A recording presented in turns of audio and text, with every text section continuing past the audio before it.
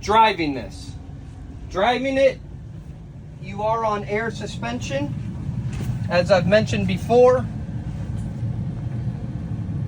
never lose this key.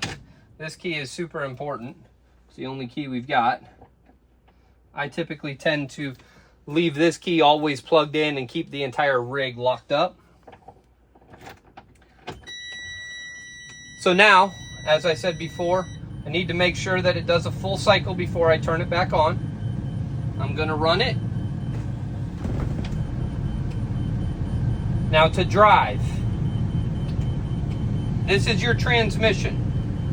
You'll have the selector that you're in, and then the monitor is where you are. This is your parking brake. It's currently out. When you're ready to go ahead and take off, you'll press on the main brake down here, and you'll press your parking brake in. You'll hear the air brake release completely.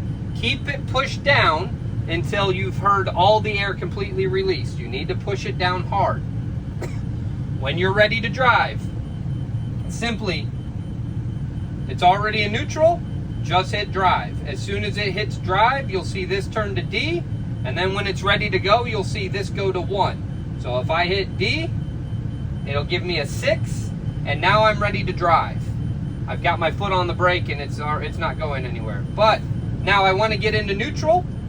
I leave it in neutral, and now the vehicle's back to neutral again. The 1 indicates which gear you're in. Obviously, the lower the gear, the higher the RPMs. That is specifically helpful if you're going through any mountains or things like that and you want to be on a lower gear. Typically try not to run it higher than about 2,000 RPMs is really where you want to be about. You also have all your gauges here. You have your water. You'll see the water get hot when you run at higher RPMs, and you'll hear the vehicle make a sound almost like a turbo, which is cooling down the engine. When it has the proper PSI, you'll see your air right in this area. It shows that the parking brake air is fine, and it shows that your suspension air is there as well.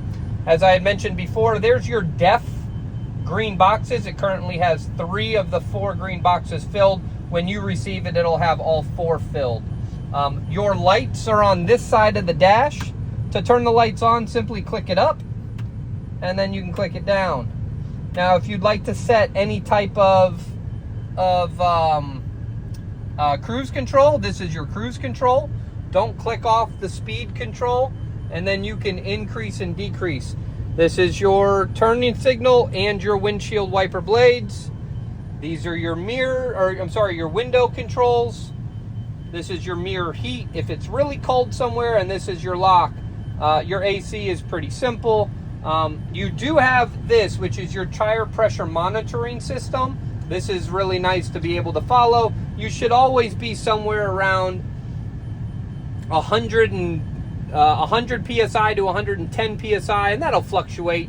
The farther you go and the more you're on the road, it'll probably be up about, I've even seen it at like 120, 125.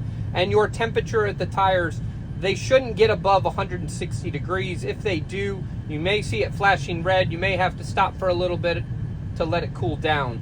But the only time I've ever seen that is in the dead of summer out in Arizona when we were driving through that. You have your full Garmin. You can set it up with Bluetooth. I'll help you do that as well. Obviously, it's showing me low pressure right now because the vehicle's been sitting there for a bit. And that reads all your different tires that you have. We'll move to the next one. You also have side cameras, rear cameras, all of those to help you as you're driving. Whenever you're switching lanes, it'll automatically switch over and show you what's to the left or to the right of you as you're switching lanes. The vehicle's a lot bigger than you think. If you've ever driven anything like this, just be very careful. She has no problems getting up mountains. She will absolutely, go as far as you need her to. You control your seats on either side. You can lower it, press it. They're air controlled. It is nice. And your mirror controllers are right here.